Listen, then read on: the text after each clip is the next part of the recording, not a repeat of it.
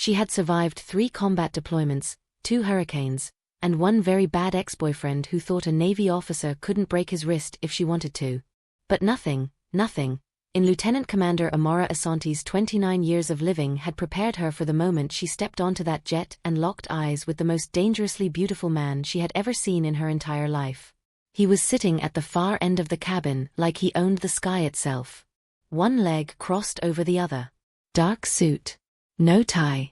The top 2 buttons of his black shirt undone like he hadn't decided yet whether this was a business meeting or a seduction. And his eyes. God, his eyes. They didn't blink. They just watched her. The way a predator watches something it has already decided to keep. And then he smiled. One slow, deliberate, catastrophically handsome smile. And he said, in the most perfectly accented English she had ever heard, "I was wondering when you'd finally arrive. I've been waiting for you, Lieutenant." She didn't know his name yet. She didn't know he was worth $4 billion. She didn't know that half of Seoul called him a ghost and the other half called him a god. She didn't know that by the time this jet landed, he would offer her $15,000 for something she never saw coming. And she had absolutely no idea, none, that she was already in trouble. Before we begin, my mum said this video cannot reach 10,000 views and 1,000 subscribers. Let's prove her wrong. Smash that like button, subscribe right now, and drop in the comments where you are watching from. Now let's get into this story. The morning Amara Asante almost accidentally boarded a Korean Mafia boss's private jet started, as most disasters do, with a completely reasonable mistake. She had been awake for 31 hours. That was the first problem. The second problem was that Incheon International Airport was, in her professional military opinion, entirely too large, too bright, and too aggressively efficient for a woman running on 2 granola bars, a cold cup of airport coffee, and the specific kind of rage that only comes from being reassigned at the last minute to a joint naval intelligence operation in South Korea with 48 hours notice. Amara had not wanted to come to Seoul. She had plans. Good plans. A beach in Accra, her mother's jollof rice, and approximately 10 days of doing absolutely nothing. She had earned that nothingness. She had bled for that nothingness, metaphorically speaking, through 3 back-to-back mission debrief cycles that had left her with a tension headache behind her left eye and a healthy distrust of anyone who wore too many medals. But the United States Navy did not care about her vacation plans. The United States Navy had looked at Lieutenant Commander Amara Asante's file, her fluency in Mandarin and Korean, her intelligence background, her near-perfect field record, and decided that she was exactly the right person to liaison with Korean Naval Command on a classified matter she had been given approximately 4 pages of information about. 4 pages. For a classified international intelligence operation. She was going to write a very strongly worded internal memo when this was over. But first, her gate. Gate 47B. She had it written on her phone, circled twice, because she knew herself, and she knew that when she was this tired, her brain started making creative decisions without consulting her. She found the gate. Or rather, she found a gate. The signage was partially blocked by a maintenance cart, there were no ground crew visible, and the jet bridge was already extended to a sleek, unmarked white aircraft that looked significantly more expensive than anything the US government typically arranged for her. But there was a woman in a navy blazer standing at the entrance with a tablet, and when Amara approached and showed her identification, the woman looked at the screen, looked at Amara, and said, "Lieutenant Commander." "Yes. Please, right this way." And that was it.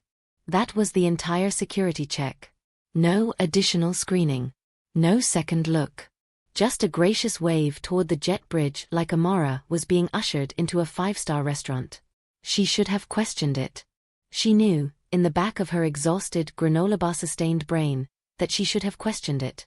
But the woman seemed confident, the credentials check had passed, and the alternative was standing in the middle of this terminal trying to find a gate agent while her headache sharpened into something personal. So she walked down the jet bridge. And she stepped onto the jet. And immediately understood that something was deeply, profoundly wrong. Because United States government-chartered aircraft did not look like this. They did not have cream leather seats with stitching that probably cost more than her monthly salary. They did not have low amber lighting that made everything look like the opening scene of a very expensive film. They did not have a bar, an actual bar, along one wall with crystal decanters that caught the light like small, elegant fires. And they absolutely, categorically did not have him. He was the only person in the cabin. Sitting at the far end facing her, with the particular stillness of a man who had never in his life been surprised by anything. Early 30s, she estimated. Korean. Sharp-jawed and dark-eyed and so effortlessly, offensively attractive that Amara's brain briefly forgot to generate words. He was holding a glass of something amber, whiskey probably, because of course it was, and he was looking at her with an expression that was not quite a smile but was something adjacent to one. Something knowing. Something deeply, irritatingly amused. "I was wondering when you'd finally arrive," he said. His English was immaculate, carrying just the faintest trace of an accent that somehow made each word feel more deliberate, more considered. Like he meant every syllable and wanted you to know it. "I've been waiting for you, Lieutenant." Amara looked at him. She looked around the cabin. She looked back at him. "This is not my jet," she said. "No," he agreed pleasantly. "It isn't." "Who are you?" He tilted his head slightly, the way someone does when they're deciding how much to tell you. Then he set down his glass with a soft, precise click on the side table and stood up. He was taller than she'd expected. The suit was perfectly cut. No, beyond perfectly cut, the kind of tailoring that happened when someone measured you in 3 countries and argued about millimeters. He walked toward her with the unhurried confidence of a man who had never once needed to rush for anything because everything had always, eventually, come to him. He stopped exactly 2 feet away from her. Close enough that she could smell his cologne.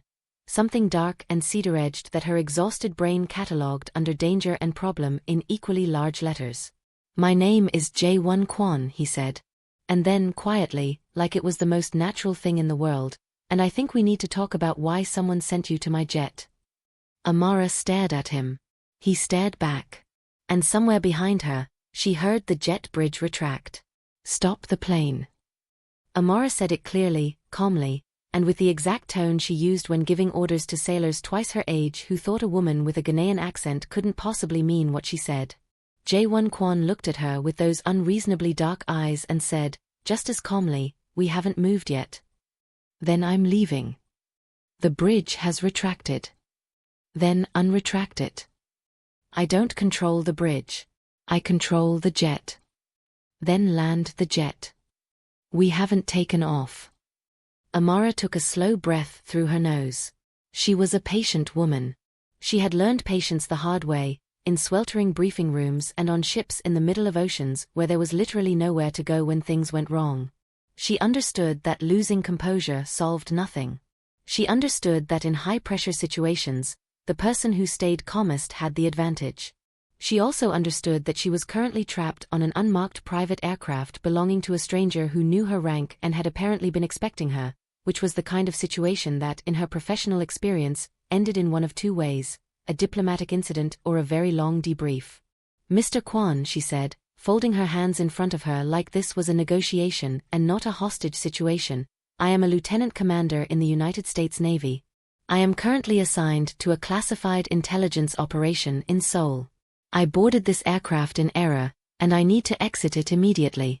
Whatever you want to talk about, we can do it on the ground. Through proper channels." He looked at her for a moment.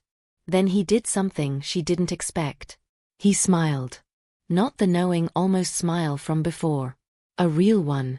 Brief, genuine, startled out of him like she'd said something funny without meaning to. "You folded your hands," he observed. "Excuse me?" "When you started talking, you folded your hands. Like you were about to chair a meeting." "I am chairing a meeting. A meeting about me getting off this jet." "You're very calm for someone who's been accidentally kidnapped." "I haven't been kidnapped. I made a navigational error. On a private airfield with restricted access." Amara paused. How restricted? Something shifted in his expression. Not quite serious. He seemed to have a complicated relationship with seriousness, but more attentive. He gestured toward the seats across from his. "Sit down, Lieutenant Commander. Please. I'll explain what I know, and then we'll figure out how to get you where you actually need to be." She evaluated him. 4 seconds.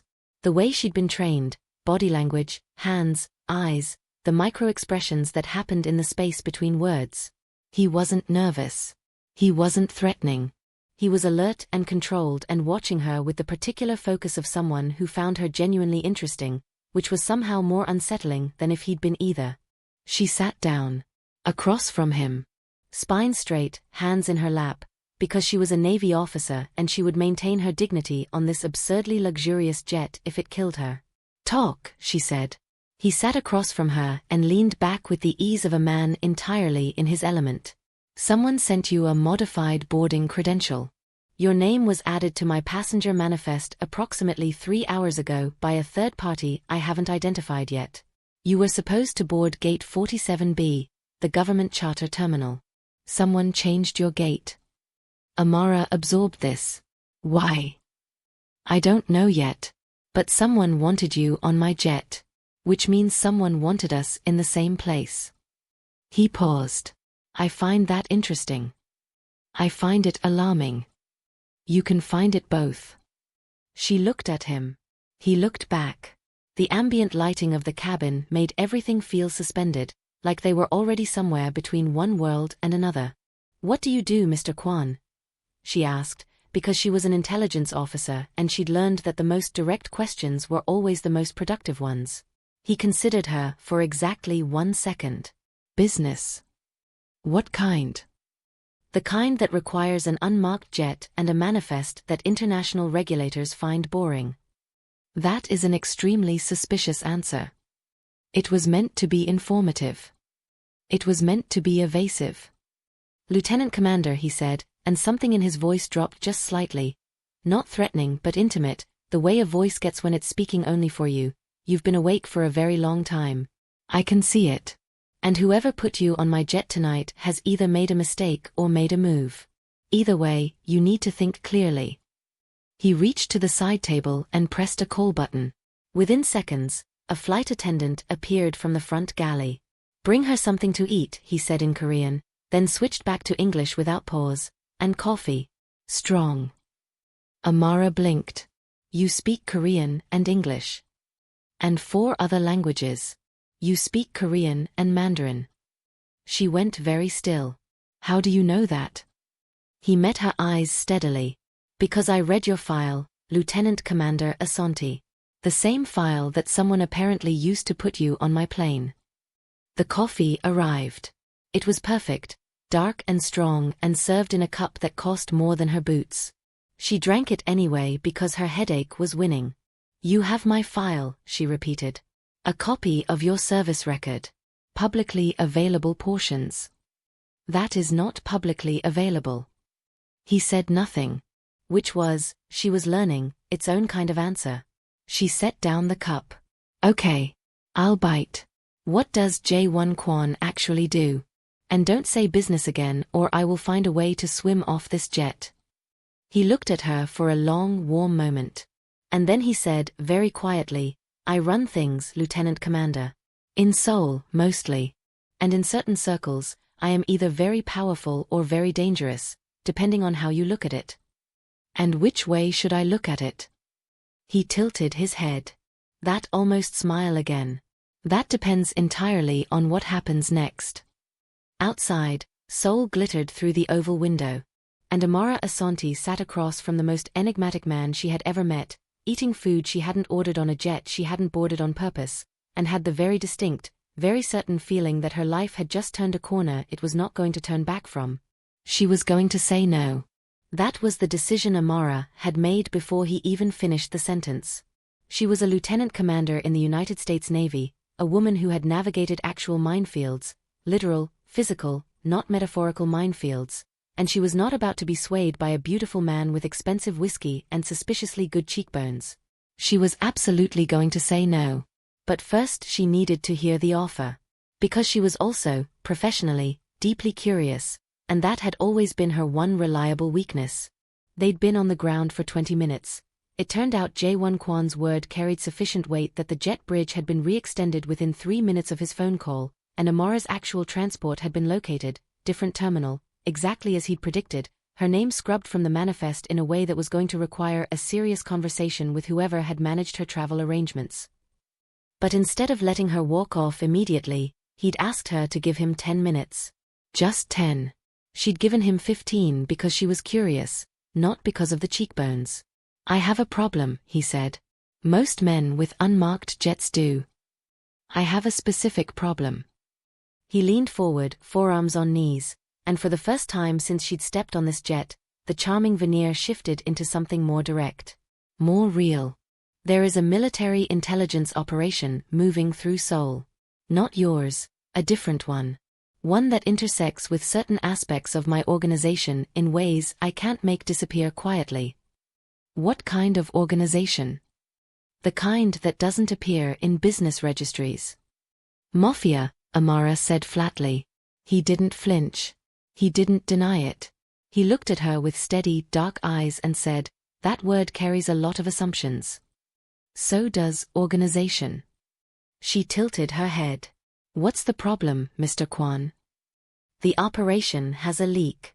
Someone inside your naval intelligence network is feeding information to a third party that is attempting to use it to compromise my operation and several others. If they succeed, people I am responsible for will be in danger. He paused. Real danger. Not the kind that resolves with a debrief. Amara was quiet for a moment. And what do you want from me? Your cooperation. Temporary. Off the books. He held her gaze. $15,000 for 3 days of information sharing. Nothing that compromises your security clearance. Nothing you haven't already been authorized to know in relation to the Seoul operation. I just need you to tell me which direction the leak is coming from. She stared at him. He stared back. You're offering me $15,000, she said slowly, to be your informant. I'm offering you $15,000 to help me protect people. That's a very pretty way to say the first thing. Lieutenant Commander. No. She said it cleanly. No drama. No hesitation. I'm not taking money from you. I'm not taking money from anyone who runs the kind of organization that needs unmarked jets and redacted manifests. And I'm definitely not compromising an active intelligence operation for $15,000, which, by the way, is genuinely insulting. I have more than that in my savings account. Something flashed in his eyes. Not anger. Something closer to surprise. Respect, maybe, working its way through his expression in real time. I'm not asking you to compromise anything. You don't get to define where that line is. I do. She stood up, smoothing her jacket. But here's what I will do free of charge, because I'm a generous person and you fed me. If what you're describing is real, a leak inside a joint naval operation, then the correct move is to report it to Naval Command through proper channels. Which I will do. Not for you. Because it's my job. He stood up too, because he seemed like the kind of man who stood when a woman stood, which she noticed despite herself. And if the leak is inside Naval Command? He asked quietly. That stopped her. Just for a second. Just long enough for him to see it stop her. Then we have a bigger problem than $15,000, she said. Yes. He held her gaze. We do. They stood there in the amber-lit cabin, and the air between them was doing something complicated that Amara decided firmly to categorize as adrenaline and not whatever else it might have been. I'm leaving, she said. I know. Don't follow me. I won't need to. He reached into his jacket pocket and produced a slim black card. No name. Just a number. He held it out toward her. In case you change your mind. Or in case you find something that changes it for you. She looked at the card. She looked at him. She took it. She didn't know why she took it. She would spend the entire taxi ride to her hotel aggressively not thinking about why she took it. Goodbye, Mr. Kwon, she said. Goodbye, Lieutenant Commander Asante. He said her name like he'd practiced it. Like he knew exactly how each syllable landed. Sleep well. She walked off his jet with her spine straight and her heart doing something loud and unprofessional in her chest. The card was in her pocket. She didn't throw it away. Her hotel was beautiful and she didn't sleep. This was partly the jet lag, partly the 16-page briefing document she'd been handed by Lieutenant Park at Naval Command Headquarters that afternoon, the actual meeting she'd actually been supposed to attend, reached via the actual transport that had actually been arranged for her, once she'd extracted herself from a Korean Mafia boss's jet and taken a very cold shower in her brain. And partly because the briefing document had contained something that made her sit straight up in her desk chair at 11:30 at night, holding a lukewarm cup of room service coffee with both hands. The leak Jae-won Kwon had described. It was in there. Not in those words. The document called it an internal security discrepancy, and described it in the careful, anodyne language of people who needed things to be officially boring, but it was there. A pattern of information exits that didn't match authorized intelligence sharing protocols. 3 months of slow, careful bleed. Whoever was doing it was good. Patient. The kind of patient that was almost institutional. She read it 3 times. Then she sat back in her chair and thought about a man who already knew. She did not take out his card. She was not going to take out his card. She put her briefing document in its classified folder, changed into running clothes because she could not sit still when her brain was moving this fast, and went out into Seoul at midnight to think. This was technically against protocol for solo personnel in an unfamiliar city. She went anyway because the alternative was the ceiling of her hotel room, and she'd stared at enough ceilings to know they offered no useful strategic intelligence. Seoul at midnight was, she had not been prepared for this, alive. Not just the clubs and the neon, though there was plenty of that, but the city itself. The Han River silver and massive in the distance, the lit bridges strung like necklaces across it, the streets still warm with people eating and talking and being unreasonably beautiful in that specific Korean way that she had noticed approximately 40 times since landing and was choosing to attribute to general aesthetics rather than anything personal. She ran along the river path and let her mind work. Leak. 3 months. Patient. Knows about my deployment. Knew my file. Knew I was coming. She stopped running. Stood on the riverbank. Breathed. He'd known she was coming. He'd said someone put her on his jet deliberately, someone who knew her file. But he'd also read her file. He'd known her rank, her languages, her clearance level. He'd known enough to make an offer that was at least structurally plausible to a naval intelligence officer. Was he the source of the leak, testing to see how she'd respond? Was he a victim of it, genuinely trying to protect his people? Was this some elaborate setup she was already 3 steps inside? Or was it, and this was the theory her instincts were irritatingly attached to, exactly what he'd said it was? You run fast. She spun around. Jae-won Kwon was leaning against the river railing approximately 15 feet away from her, hands in his jacket pockets, looking like a magazine editorial called Men Who Stand by Rivers at Midnight and Absolutely Know It. I told you not to follow me, she said. I didn't. He nodded toward the riverbank cafe behind him, its lights warm and low. I was already here. You ran to me. She opened her mouth. She closed it. He was right. She had run her exact mental map of the river path and turned at the point her body had chosen and ended up here. That is so annoying, she said. Would you like some tea? The cafe's still open. They do a honey citrus that's better than anything you've had on a government contract. I'm in running clothes. Seoul doesn't care. He tilted his head toward the cafe. 10 minutes. I'll tell you something that'll help you sleep. The last time you wanted 10 minutes with me, I ended up on your jet. This time we're on the ground. He paused. And the tea's very good. She looked at him. He was not, she noted, doing anything particularly threatening. He was standing at a reasonable distance, hands visible, posture open. He was also, she noted separately and without her permission, approximately the most aesthetically cohesive human being she had ever encountered in person, and the Han River behind him was doing absolutely nothing to help with that problem. 10 minutes, she said. And I'm buying my own tea. Naturally. The cafe was small and warm and smelled like roasted barley and citrus peel. They sat across from each other at a low wooden table, and it was so different from the jet that it took her a moment to reorient. No amber lighting, no crystal decanters, just paper lanterns and a sleepy-eyed barista and the sound of the river outside. Tell me something useful, she said, wrapping both hands around her cup. The leak started 5 months ago, he said. Not 3. She went still. The first 2 months were so small that the pattern didn't register on official monitoring.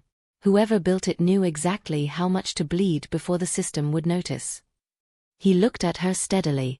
That kind of knowledge about your monitoring thresholds doesn't come from outside your organization, Lieutenant Commander. It comes from inside, she said quietly. Senior level. Someone who helped design the thresholds. He paused. Or someone who had access to whoever did. She stared at her tea. The honey citrus was, in fact, extraordinarily good, and she resented him for being right about it. Why are you telling me this for free? She asked. You offered me 15,000 for information. Now you're handing me information. Because I want you to trust me. He said it simply. Without charm. Just the bare fact of it, set down on the table between them like something he'd made a decision about. And I know that trust doesn't come from money. It comes from being useful. Amara looked at him for a long moment. At the careful steadiness of his eyes. The particular way he held himself. Controlled, yes, always controlled, but underneath the control something that felt like genuine investment. Like he cared about this outcome in ways that were personal. Who are the people you're protecting? She asked.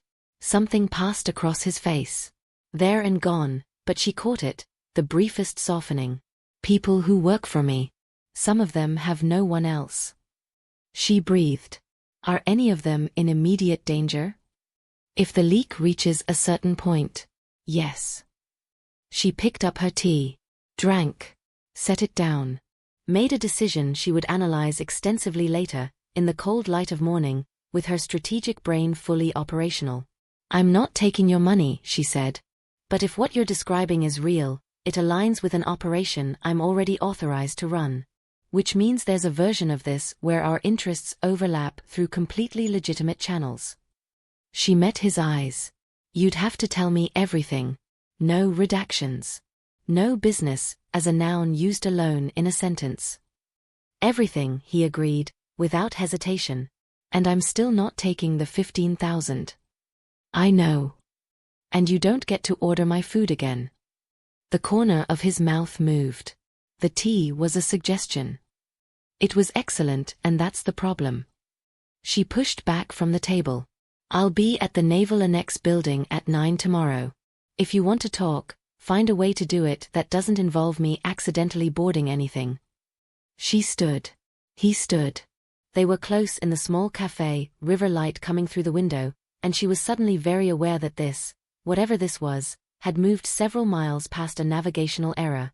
Good night, Mr. Kwon, she said. Good night, Lieutenant Commander.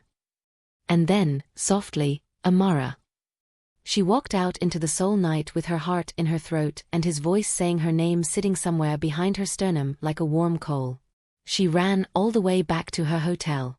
She still didn't throw away the card. The Naval Annex at 9 in the morning was everything Jae-won Kwon's jet was not. Fluorescent lit, coffee from a packet, government-issued plastic chairs that had apparently been designed by someone who had never had to sit in them. He arrived at 9 exactly. She'd expected him to be late. Men with $4 billion were usually cavalier about other people's time in her experience. But he walked through the door at 9 o'clock with the same quiet precision he seemed to apply to everything, wearing a charcoal jacket and looking around the grey annex reception area with the expression of a man who had been in worse places and chosen to be unbothered about it. He had brought coffee. Real coffee. 2 cups from the place 3 blocks over that she had clocked when her transport had passed it yesterday. She took the cup. She could be gracious. You remembered I take it black, she said. You're wearing a navy uniform and it's 9 in the morning. It was an educated guess. That's a stereotype. Was I wrong? She drank her coffee. She said nothing. He smiled. They went into the secured briefing room she'd arranged, which required 3 separate credential checks, and which she watched him pass through with the practiced ease of a man who was deeply accustomed to being cleared into places that did not want him. You've done this before, she observed. Cleared for access to sensitive rooms? Not this one specifically. Intelligence spaces. Military-adjacent situations. He considered this. My work requires understanding how information moves. Sometimes I have to learn in rooms like this one. That is still a very evasive answer. I'm getting better. She spread 3 folders on the table. Here's what I know, here's what I can share with you, and here's what I need from you in return. She tapped each in sequence. This is a legitimate information sharing session between a naval intelligence officer and a person of interest in an active security investigation. Which means you are now technically cooperating with the United States Navy. He looked at the folders. He looked at her. You found a way to make this official. I found a way to make this covered. There's a difference. But yes. She sat down. Which means you don't need to pay me $15,000. You need to sign a non-disclosure rider and give me 5 months of financial movement data on the accounts you believe were compromised. That data is confidential. And yet here we are. He looked at her for a moment with that particular steady attention she was learning to read as him recalibrating. Deciding something. She let him decide. She was good at silence. She'd learned it in command rooms, in interrogation observation booths, in the spaces between one order and the next where everything hung on who blinked. He didn't blink. But he opened the interior pocket of his jacket and produced a USB drive.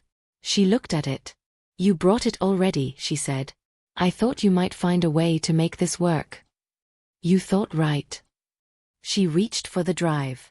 His hand didn't move immediately.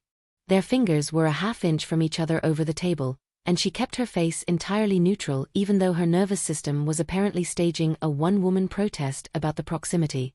I need something in return, he said quietly. Not money. Not a trade.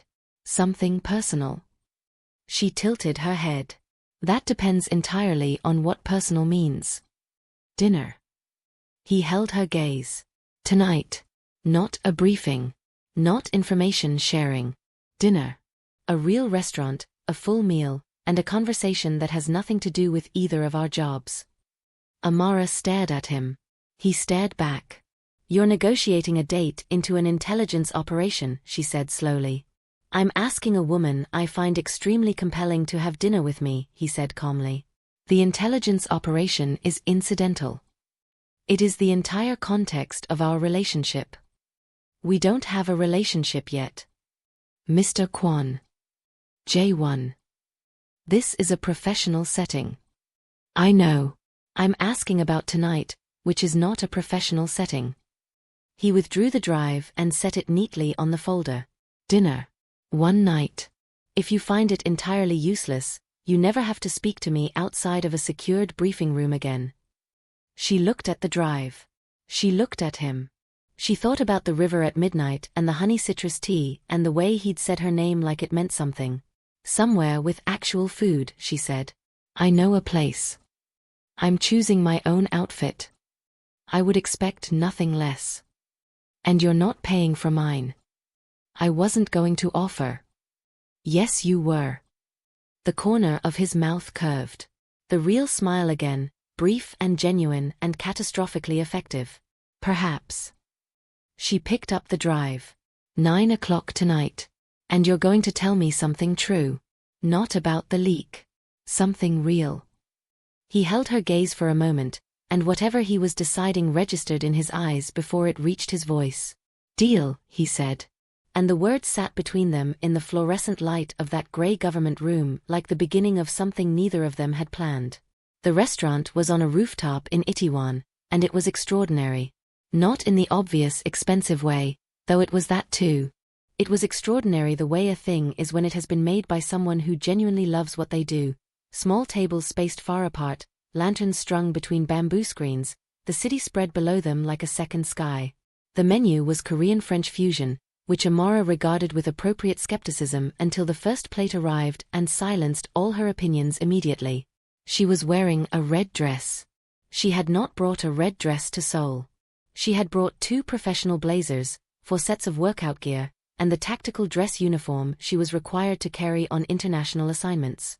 But Lieutenant Park's very enthusiastic wife had learned through the casual catastrophe of military spouse networks that the visiting American naval officer had a dinner engagement, and a package had arrived at Amara's hotel at 6:30 with a note that said, Itaewon requires color. Yuna. The dress was silk.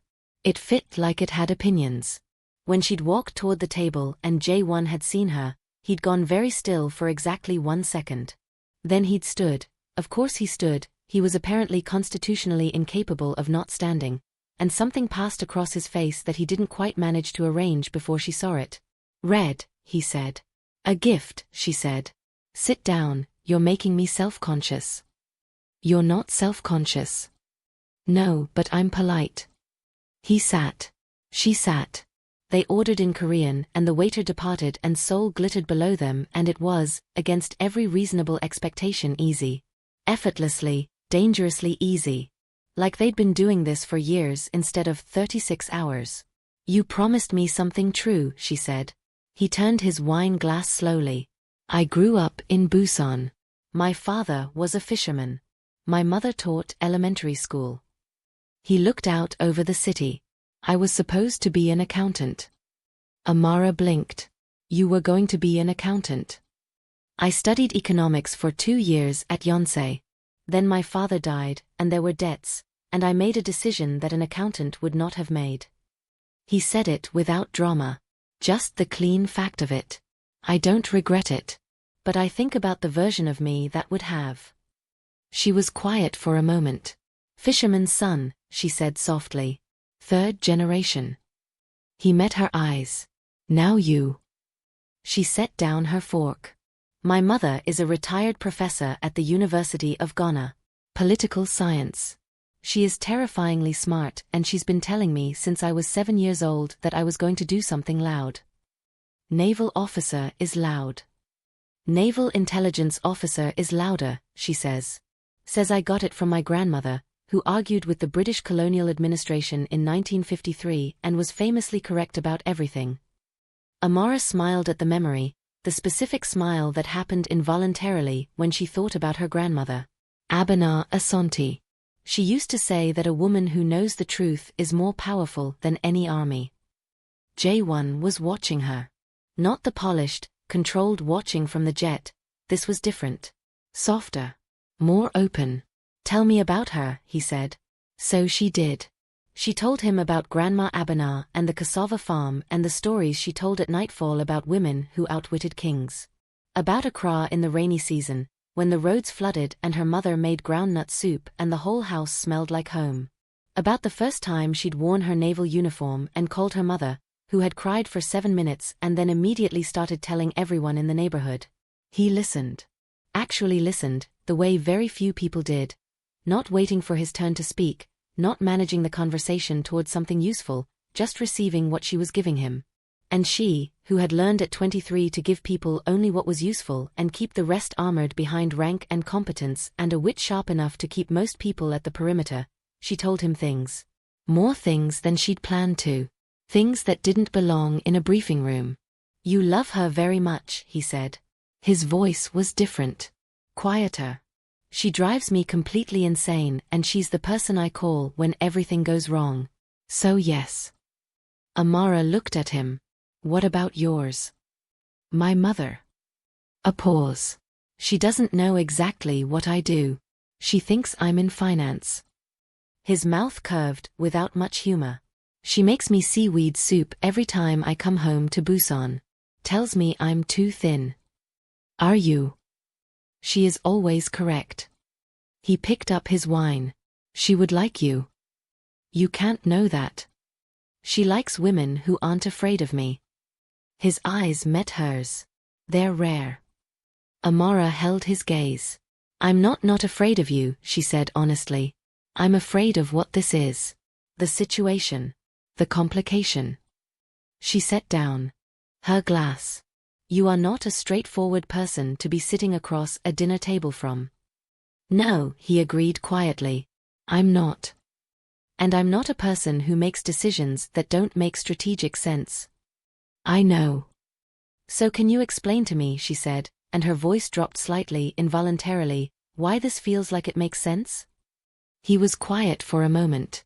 The city below them was all light and noise, and up here it was just them and the lanterns and the question that was still hanging in the warm air between them. Because sometimes, he said slowly, the things that seem like complications are the things that were actually supposed to happen. He reached across the table. Didn't touch her hand, just rested his fingers an inch from hers on the linen cloth. And sometimes a navigational error isn't an error. Amara looked at his hand. She looked at his face. At the open, unguarded thing in his expression that he was letting her see, which she suspected he did not let people see often or easily. She turned her hand over. Palm up. He placed his hand in hers. They sat like that for a long moment, saying nothing, in a restaurant on a rooftop in Seoul, while the city moved below them entirely indifferent to the fact that something was beginning. This is going to be complicated, she said. Yes. My posting ends in 3 weeks. I know. And she gestured vaguely with her free hand, indicating everything, whatever you are. I know that too. His thumb moved across her palm, once, a slow deliberate stroke that her entire nervous system filed under reasons to make bad decisions. But I'm also a man who hasn't wanted to have dinner with someone this much in a very long time. How long? Longer than I'll admit on a first date. She laughed. Surprised out of her, a real laugh, not the polished social one she kept for professional settings, but the full one, the Accra kitchen with her mother one. He looked at her like she'd done something extraordinary. What? She said. Nothing. His voice was soft. Just nothing. They sat in the warm night, hands linked across the white tablecloth, while Seoul burned and glittered beneath them. She didn't think about the leak once. 3 days. That was how long it took for the navigational error and the midnight river and the rooftop dinner to turn into something Amara had no satisfactory word for. 3 days of intelligence briefings that made more sense with his data. 3 days of him appearing at the edges of her schedule in ways that were technically coincidental and obviously weren't. Coffee at the annex entrance, a text at 2 in the morning that said only Han River. The bench by the willow. Bring your running shoes. 3 days of running side by side in Seoul's early light while he told her about Busan and she told him about Accra, and neither of them said anything about the fact that they were telling each other things. And 3 days of the case closing in. The data from his drive had been extraordinary. 5 months of movement, encoded in patterns that her team had spent 48 hours mapping, had pointed clearly and unambiguously toward a single access node within the Naval command structure. Someone with senior clearance. Someone who'd been in position for long enough to know exactly how to make a bleed look routine. She'd brought it to Commander Yoon at Naval Intelligence that morning. Watched his face go through several private emergencies while he read the analysis. Heard him say very quietly, "This will need to go to the Joint Chiefs." "I know," she'd said. "This will take time." "I know that too." "And your source is protected," she said. Firmly. Entirely protected. Yoon had looked at her for a long moment and chosen not to ask the question she could see forming. She was grateful for that. She'd gone back to her hotel at 4 in the afternoon with the specific exhaustion that came not from running or fighting but from the grinding precision of intelligence work, and she'd sat on the edge of her bed and let herself be still for the first time in 3 days. Her phone buzzed. Unknown number, but she'd memorized the pattern of his unlisted calls. She answered. "I was going to call you." "I know." His voice was even, but underneath it something was tight. Controlled too carefully. "I need you to listen to me for 30 seconds. She sat up straight. Every trained instinct she had switched on simultaneously. "Talk." "There's a second leak. Not in your organization. In mine." A pause. A short, precise pause that told her he was measuring what to say. "Someone inside my operation has been feeding my location data to the same third party. Tonight." "Tonight," she repeated. "They know I'm in Seoul. They know I've been working with your people. And there's a team." He stopped. She heard something in the background. Movement, voices, a door. Jae-won. She was on her feet. "Where are you?" "My downtown office. 43rd floor." Another pause. "Amara." He never used her name like that. Bare. Stripped of everything else. "I'm coming," she said. "No. You're not listening." I am a naval intelligence officer with tactical training, active clearance, and, she was already pulling on her jacket, an extremely personal interest in this situation. Where exactly on the 43rd floor? Silence for 3 seconds. She could hear him breathing. Then, East Wing. The room with the view of the river. 10 minutes. There are at least 6. 10 minutes, Jae-won. She hung up. She called Lieutenant Park. She grabbed the secondary firearm from the locked case under her bed that the Navy had issued her with significant paperwork and that she had never been so grateful for. She was out the door in 45 seconds. The car she flagged was moving in under a minute. Seoul streamed past the windows in streaks of neon and headlight, the Han River silvering briefly between buildings, and she thought about a man sitting in an east-facing office with a team on their way to him, and something cold and clear settled in her chest. The operational calm she'd been trained for, the thing that happened when everything else fell away and there was only the mission. Except she had sat across from him with her hand in his while Seoul burned below them. Except she had laughed the real laugh. Except he had looked at her like she'd done something extraordinary just by being herself. And she was a naval intelligence officer with 3 combat deployments and Grandma Abinaw's blood in her veins, and she was not going to lose something before she'd fully understood what it was. The car pulled up to the building. She got out. She looked up at the 43rd floor, where the lights of the East Wing were still on. She went in. The lobby was empty. The elevators were faster than they should have been. She stepped out onto the 43rd floor with her hand at her side and her breathing even and moved toward the East Wing, where the Riverview room was. And stopped. The hallway outside the room was clear. No team. No bodies. No signs of struggle. Just the door, slightly ajar. Light underneath. She pushed it open. The room was large and clean, all glass and the river beyond it. And in the center of it, sitting on the edge of a desk with his jacket off and his sleeves rolled and a phone in his hand, was Jae-won Kwon. Alive, unhurt, watching her come through the door with an expression she had never seen on his face before. Relief. Plain, unguarded, almost painful relief. "You came," he said. "I said I would." She stepped into the room, scanning every corner, clearing it in 3 seconds. "Where are they?" "Gone." He pushed off the desk. "My security team intercepted them 2 blocks south. It's handled." He was walking toward her now. "But I didn't know that when I called you." She processed this. "You thought they were coming?" "Yes." "And the first thing you did was call me?" A pause. "Yes." Amara stood in the middle of that glass room with the Han River glittering behind him and 3 days of something she didn't have a word for pressing up against the inside of her chest, and she looked at him, at the lines of his face, the open thing in his expression, the way he was standing exactly far enough away to give her a choice. "Jae-won," she said. "Amara. I need to tell you something." "Tell me." "I came here because," she stopped. Tried again. "I came here because I am not prepared to find out what happens if I don't." She took 1 step toward him.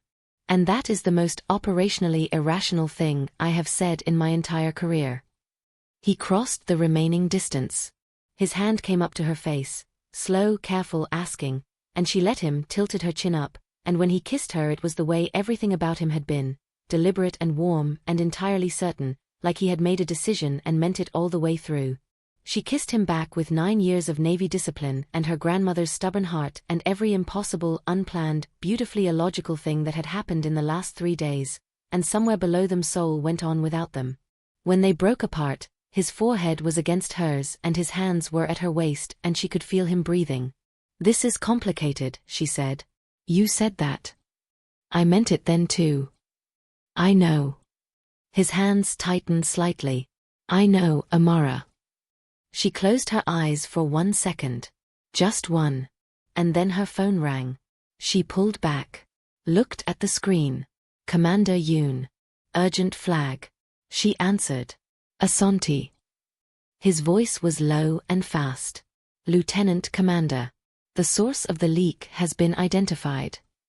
A pause. "You need to hear this carefully." Another pause, longer. "It's not who we thought.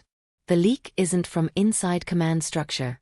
It was constructed to look like it originated there. His voice dropped further. Someone built a mirror. Someone outside our organization has been running a ghost operation that mirrors our internal network.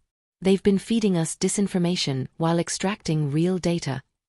The cold thing settled back into Amara's chest. Yoon, what are you saying? I'm saying that whoever your source is, whoever gave you that drive, they knew exactly what our monitoring thresholds were. They knew exactly what the ghost operation looked like from the inside. His voice was careful now. Surgical. Lieutenant Commander. Where did that drive actually come from? The room was very quiet. She did not look at Jae-won. She looked at the river. The silver river. The beautiful, indifferent river. I need to call you back in 5 minutes, she said. She hung up. She stood with the phone in her hand and Seoul below her and the man she had just kissed 3 feet away and something cold and enormous sitting exactly between them. She turned. He was watching her. And his expression was not what she expected. It was not guilt. It was not fear. It was not the careful mask she'd have expected from a man who'd just been caught. It was grief. Something that looked almost exactly like grief. And underneath it, something that looked like a man who had already known this moment was coming. Jae-won, she said. Very quietly. He said nothing. Tell me, she said, exactly who gave you the information about that ghost operation. And his jaw tightened. And he looked at her with those dark, steady eyes. And he said, there's something I need to tell you. Something I should have told you 3 days ago.